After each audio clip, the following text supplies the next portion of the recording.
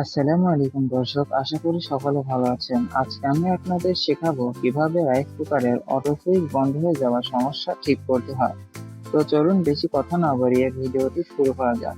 অবশ্যই সম্পূর্ণ ভিডিও দেখবেন, না হলে কিছু বুঝতে পারবেন না। প্রথমত আমরা রাইস কুকারের পেছনের অংশ খুলে নেব।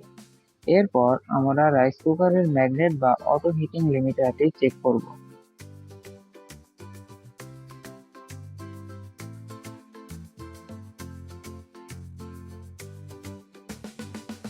আপনাদের রাইস কুকারে এরকম জয়েন্ট থাকলে সেটি রিজয়েন্ট দিয়ে নেবেন, যাতে পাওয়ার সাপ্লাইটা ভালো পায়।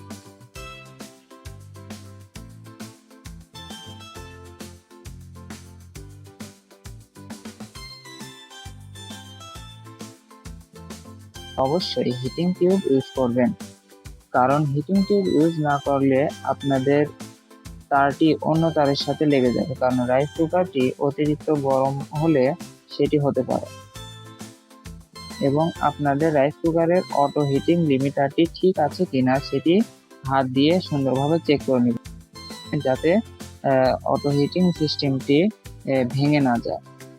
এবং আপনাদের রাইস কুকারের অটো হিটিং লিমিটারটি যদি নষ্ট হয়ে থাকে, তাহলে কিভাবে সেটিকে নতুন করে লাগিয়ে নেবেন সেটাও দেখিয়ে দিচ্ছি। আমরা এই রাইস কুকারের জন্য একটি নতুন ম্যাগনেট লাগিয়ে নিব।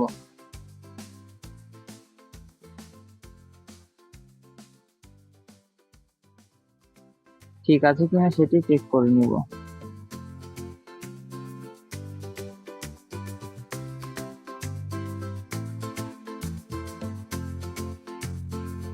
এরপর আপনারা আপনার রাইস কুকারটিকে সিরিজ লাইনে চেক করে নেবেন।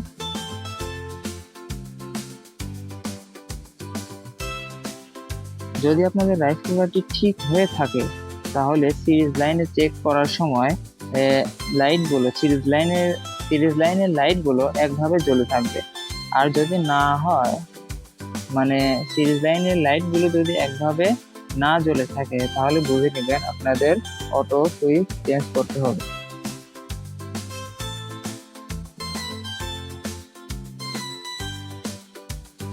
এবার আমরা এটির অটো সুইচ চেঞ্জ করব। তো চলুন অটো সুইচ কিভাবে চেঞ্জ করতে হয় সেই পদ্ধতিটি জেনে নেওয়া যাক।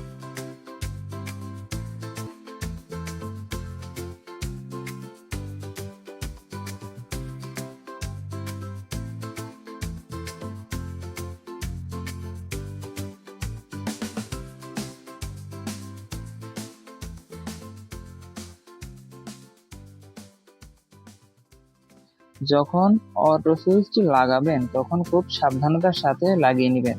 যেটা যেখানে ছিল সেটা সেখানেই লাগাবেন।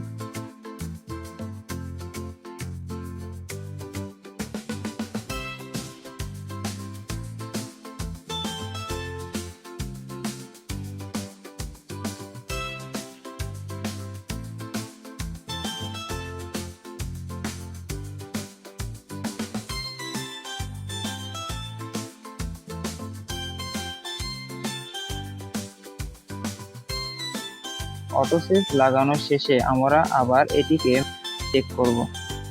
তো আপনারা দেখতেই পাচ্ছেন যে রাইস কুকারটি সচল হয়ে গেছে এবং আগের মতোই কাজ করছে।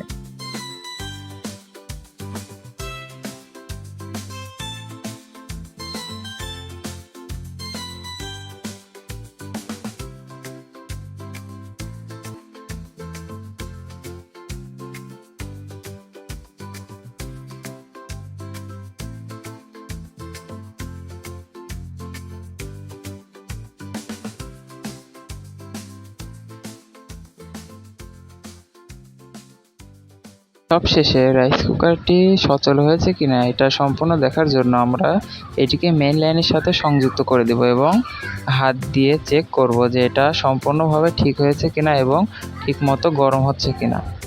ভিডিওটি ভালো লাগলে অবশ্যই আমাদের চ্যানেলটিকে সাবস্ক্রাইব করে দিবেন। সবার সুস্থতা কামনা করছি। আল্লাহ হাফেজ।